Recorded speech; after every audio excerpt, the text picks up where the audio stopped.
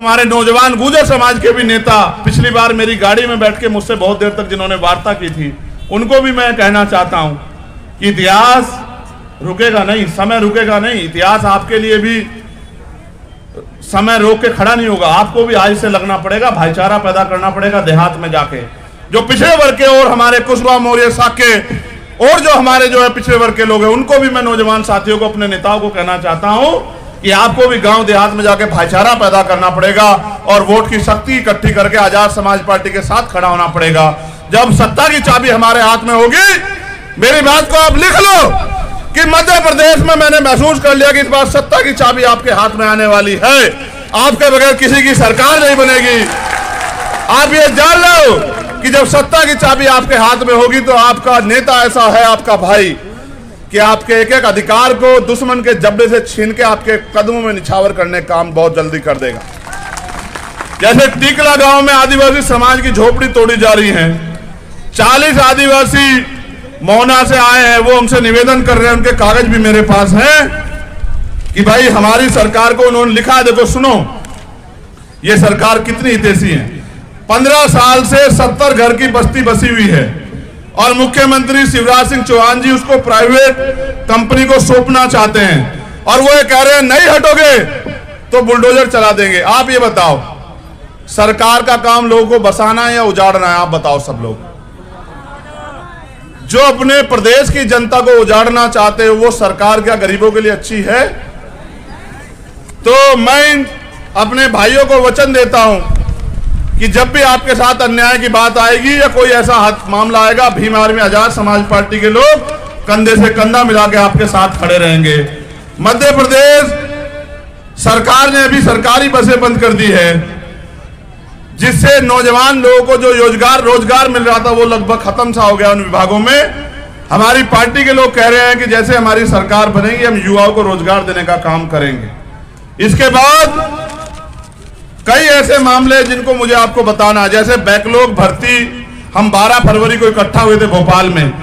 Backlog के पदों पे कोई भर्ती नहीं की जा रही है। SC ST OBC के नौजवान सड़क पे धूल फाक रहे हैं। SC ST OBC के लिए प्रमोशन में आरक्षण की मांग हमने की थी, उस पर सरकार ने कोई कदम नहीं उठाया। आकाश गुजर का परिवार भाई यहाँ है, उनको अभी तक न्याय नहीं मिला, फास्ट ट्रैक कोर्ट में मुकदमा नहीं चला, कोई मुआवजा नहीं मिला है। हमने मांग की थी कि जातिगत जनगणना कराई जाए, अभी तक कोई मांग पूरी नहीं हुई। OBC 27% आरक्षण जो दिया जा रहा था वो भी अभी पूरा नहीं दिया जा रहा है। डबरा क्षेत्र में SC ST की जमीनों को दबंग कब्जा कर रहे हैं, उनको मालिकाना हक दिलवाया जाए, ये भी हमारी मांग है। मध्य प्रदेश में छात्रवृत्ति घोटाला उजागर किया जाए।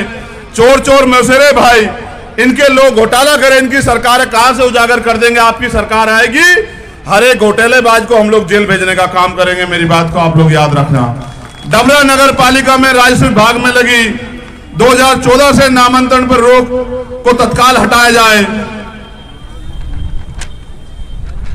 ये कई इस तरह की समस्याएं, कई परेशानियां हमारे सामने हैं। हमने मांग रखी थी कि सरकार इनको सुनेगी, सरकार ने नहीं सुना। एक और मांग ये है, मुझे सफाई कर्मचारी अपने भाई मिले थे कि नगर पालिका में सफाई कर्मचारी अधिकतर महिला पुरुष जो है वो अनपढ़ हैं। उनकी मांग है कि उनको स्थायी किया जाए। 30-30 साल हो गए उनको गटर में उतरते हुए, सफाई करते हुए। मध्य प्रदेश सरकार कहती है कि इंदौर सबसे साफ शहर है, उज्जैन सबसे साफ शहर है। किसकी वजह से? कोई अधिकारी जीप से जाके वहां सड़क को चाटता है क्या? कोई नेता जीप से जाके सड़क को साफ करता है क्या? हमारे समाज के लोग उस सड़क को साफ करते हैं और मेडल इनको मिलता है। इसलिए हमारी ये मांग है कि इनको स्थायी किया जाए। ये तो करे ना करे, मैं आपको वचन देके कहता हूं कि हमारी सरकार आने पे जो भी भर्ती यहां सफाई कर्मचारियों की होगी वो अस्थायी होगी, सरकारी भर्ती होगी। और जो पुराने भर्ती लोग हैं उनको सबको स्थायी करने का काम हम लोग करेंगे, ये मेरा आपको वादा है। कई भर्तियों के बाद हमने देखा,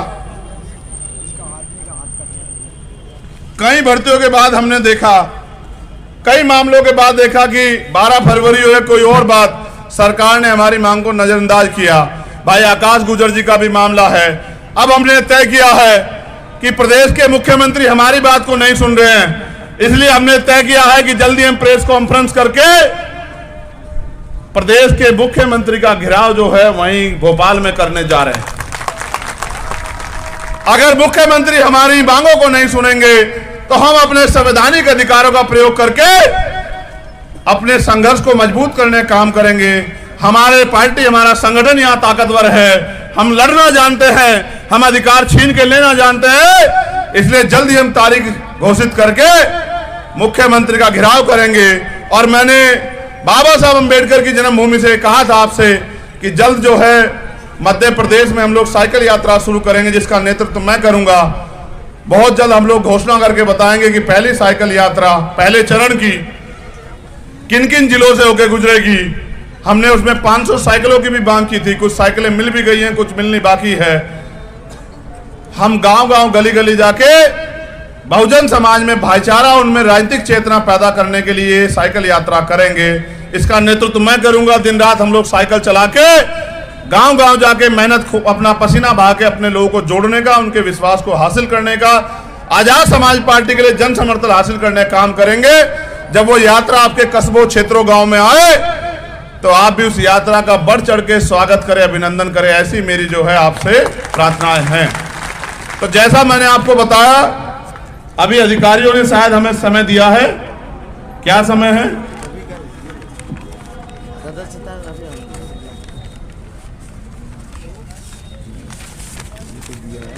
लेकिन ग्वालियर कलेक्टर ने दिया, मुरैना कलेक्टर आने को तैयार नहीं रहा। चाहे तो मुरैना कलेक्टर बुला आ सकता है, आई तो आने को तैयार मिल गया। 6:30 बजे हम ग्वालियर कलेक्टर से मिलेंगे, अपनी मांग रखेंगे भाई आकाश गुर्जर जी के मामले को लेके। 6 बजे आईजी से मिलेंगे और 6:30 बजे ग्वालियर कलेक्टर से। और मुरैना के कलेक्टर साहब से को मेरा संदेश है कि आपको तो अपने आप से आके उनकी इस परिवार की मदद करनी चाहिए थी। आप जो राजनीतिक शक्तियों के हाथों में खेल के हमारी मदद नहीं कर रहे हैं। कलेक्टर साहब, याद रखना, सरकार बदलेगी, बिल्कुल बदलेगी। आप नौकरी इसी प्रदेश में करेंगे, आपको ये कैडर मिला हुआ है। हम भी आपके साथ मिलकर जनता की सेवा करने के लिए तैयार रहेंगे। हम भी आपका अभिनंदन, स्वागत करने के लिए तैयार रहेंगे। बहुत जल्दी की बात है, 4-6 महीने में चुनाव होने वाले हैं। जिनके इशारे पे हमारे भाई के हत्यारों को बचाने का काम कर रहे हैं, उनको बचा नहीं पाओगे, इस बात को याद रखना कलेक्टर साहब। मैं धन्यवाद देता हूं डबरा की महान जनता का, आयोजक कमेटी का, जिले की पूरी टीम का, डबरा विधानसभा की पूरी टीम का, और सबसे ज्यादा धन्यवाद मेरी माँ बहनों का, जो एक टकटकी लगाए बैठी रहती हैं, जो जिनके प्यार के कारण इन बड़ी बड़ी ताकतों से उनका खून टकराने के लिए तैयार है, जिनके सम्मान के लिए अपने जीवन का हर एक पल निछावर करने के लिए हम सब लोग तैयार हैं। मैं उनसे विश्वास दिलाना चाहता हूं, गरीबी के दिन खत्म होंगे, बेबसी के दिन खत्म होंगे, लाचारी के दिन खत्म होंगे, बहुजन राज आएगा। जो सुविधाएं अमीरों को मिल रही हैं वो आपको भी मिलेगी। मैंने वादा घोषणा की है कि हमारी सरकार बनने पे 2 अप्रैल के जो शहीद हैं उन सब के शहीद परिवारों को 1 करोड़ रुपए का मुआवजा, एक सरकारी नौकरी हम लोग देंगे। उन सारे मुकदमों को वापस लेके, जिन पे मुकदमे लगाए गए, उन सभी भाइयों को रोजगार से जोड़ के अपने पैरों पे खड़ा करने का काम हम करेंगे। उनको सम्मान पत्र हम लोग देने का काम करेंगे, जिससे समाज की लड़ाई लड़ने में कोई कोताही ना बरते। जिन्होंने जेलें काटी हैं उन भाइयों को भी हम लोग रोजगार से जोड़ने का काम करेंगे। और अच्छे स्कूल कि गरीब के बच्चे भी आगे बढ़ पाएं, अच्छे अस्पताल कि गरीबों को भी मुफ्त में या आसानी से इलाज मिल जाए, और न्यायपालिका में ऐसी व्यवस्था कि न्यायपालिका के जरिए न्याय मिलना आसान हो जाए। इन सब पे हम लोग काम करेंगे। हम लोग काम करेंगे बहनों की सुरक्षा के लिए, उनके सम्मान के लिए, उनके सशक्तिकरण के लिए। हम महिलाओं को घर तक रोजगार देने का काम करेंगे। मैं अपनी बेटियों से भी कहना चाहता हूं, अपनी बच्चियों बहनों से, खूब पढ़ाई करो। अभी आपके भाई लोग आगे बढ़ रहे हैं, कल हम लोग ताकत में आके आपको रोजगार देने का काम करेंगे। हिम्मत मत हारो। आप बाबा साहब अंबेडकर की बेटियां हो, आप फूले साहू की बेटियां हो, आप मां रमाबाई की बेटियां हो, आप सावित्रीबाई फूले की बेटियां हो, आगे बढ़ती रहो। इतिहास आपको याद रखेगा, आपके संघर्ष को याद रखेगा। ये कलयुग नहीं, ये कलम युग है, और कलम की ताकत के लिए हम लोग आगे बढ़ रहे हैं। बहुत जल्द कलम की ताकत हमारे पास होगी। जब कलम की ताकत हमारे पास होगी, हर शोषित के चेहरे पे खुशी आएगी, हर शोषित के चेहरे पे राज आएगा, हर शोषित को यह एहसास होगा कि आज उनकी गुलामी के दिन कट चुके हैं। पुनः आप सभी का धन्यवाद और बहुत बहुत बधाई इन साथियों को जिन्होंने मेहनत की। भाई परवेंद्र घोरपड़े जी। मध्य प्रदेश में होने वाले 2023 के विधानसभा चुनाव की बिसात बिछनी शुरू हो गई है। इस बार का विधानसभा चुनाव बेहद खास होने वाला है, क्योंकि इस बार टक्कर कांग्रेस और भाजपा के बीच ही नहीं होगी, बल्कि कई दूसरे राजनीतिक दल भी मध्य प्रदेश के चुनावी घमासान में शामिल होंगे। अब मंगलवार को मध्य प्रदेश के मंदसौर पहुंचे भीम आर्मी के संस्थापक चंद्रशेखर आजाद ने सुवासरा से मंदसौर तक करीब 60 किलोमीटर का रोड शो किया। इसके बाद शहर के महाराणा प्रताप चौराहे पर जनसभा को संबोधित करते हुए ऐलान किया कि उनकी पार्टी प्रदेश की सभी सीटों पर चुनाव लड़ेंगी। चंद्रशेखर आजाद ने कहा कि वो मध्य प्रदेश में साइकिल यात्रा भी करेंगे। इस दौरान चंद्रशेखर आजाद रावण ने अपने संबोधन में कहा कि लगातार दलितों और अल्पसंख्यकों पर अत्याचार हो रहे हैं, ऐसे में अब उन्हें जगाने की जरूरत है। अब वे भाजपा और कांग्रेस दोनों को समर्थन न देते हुए हमारी पार्टी को तीसरे विकल्प के रूप में मानकर विधानसभा चुनावों में जीत दिलाए। आपको बता दें कि आजाद को सुनने बड़ी संख्या में आसपास से समर्थक पहुंचे थे। सुबह से इंतजार कर रहे समर्थक देर शाम तक डटे रहे। आजाद करीब 7 घंटे देरी से पहुंचे थे।